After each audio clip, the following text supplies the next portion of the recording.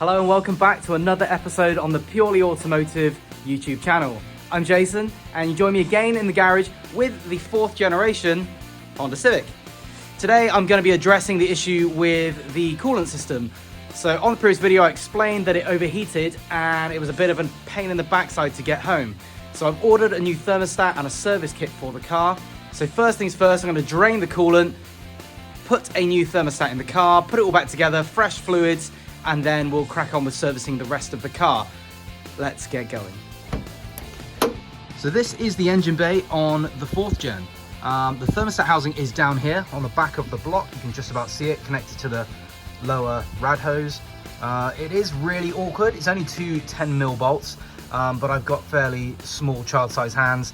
As much as I've got to work around the vacuum hoses, the heater pipe from the manifold cover and HT leads, the cables and bits. It's awkward, but we did it, say, in the dark and the rain last week with limited tools. So now at home with the garage and all my tools and a bit more time and daylight, it should be a lot easier. So first things first is to drain the radiator of all the old coolant and fluids, and then disconnect the old thermostat housing and replace the stat itself. So let's get cracking. So before I fit it, here is the new thermostat. It's not OEM genuine Honda, it's an OE equivalent, but it will be absolutely fine. It's got a new seal on it. Hopefully it's a perfect fit and it's watertight. Yeah, there you go, thermostat. So that's the coolant drained, the old thermostat housing emptied out. As you can see, it's a bit gross down there, or it's a bit oily, a bit wet, but that's where the new thermostat is gonna go. So I'm gonna pop the new one in now, get everything bolted back together. Hopefully it makes a nice good seal, and then top it up with some fresh coolant and get it bled. So the new thermostat's fitted, that's all down there, all tightened up, bolted up. Engine's now running on choke.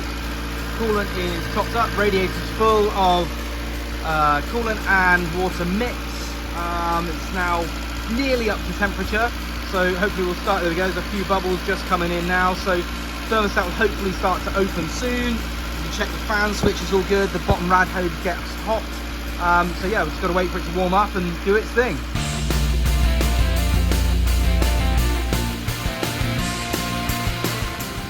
It all seems to be bled now. I've got no more bubbles coming out the radiator.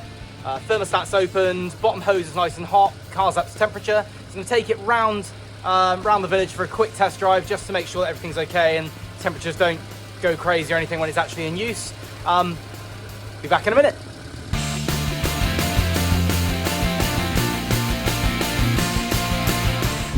So join me on the test drive. Everything seems absolutely fine. The temperature is settled at just under half, around a third on the temperature gauge, which is exactly where it should be from what I've seen online and from previous Hondas that I've had, which is really good news. Just as I was about to pull off the drive as well, the radiator fan kicked in, meaning it's up to temperature. The switch is okay, the actual fan and motor itself is all good. So that's great news, there's nothing wrong there. There's no funny leaks or drips or anything beyond where I've been bleeding it, and there's a few spillages and drips where it was belching the air out of the rad system. So it's all good. I'm just going to take it for another 5-10 minute drive just to let it go through a full heat cycle, and then we'll take it back to the garage and wrap things up. So I'm back from the test drive, everything was absolutely fine. So I've stuck the car up on ramps. Just gonna let it cool down a little, check some other fluids and bits and belts, and do an oil and filter change whilst we're here. So the oil of choice is a Mobil, it's a synthetic 10W40, and the filter is a Blueprint, which is OE quality, and I think they're a really good value for money. There's the part number there that's really useful. Also fits Honda Jazz, Honda Step Wagons, Honda Beats, lots of other things, Integras, probably EP3s and other stuff too. But yeah, this will go in this just absolutely fine. It's the oil in it's obviously quite old, it's quite dark and discoloured. This stuff will be fresh.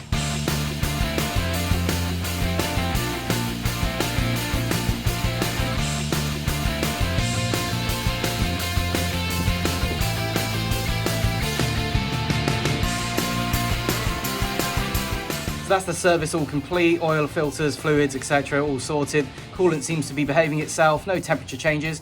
So that's it, that's another car serviced and ready to go. Thanks for watching, thanks for tuning in. Please do like, share, subscribe if you want to, and join us next time for more work on the 4th Gen 92 Civic. Thanks.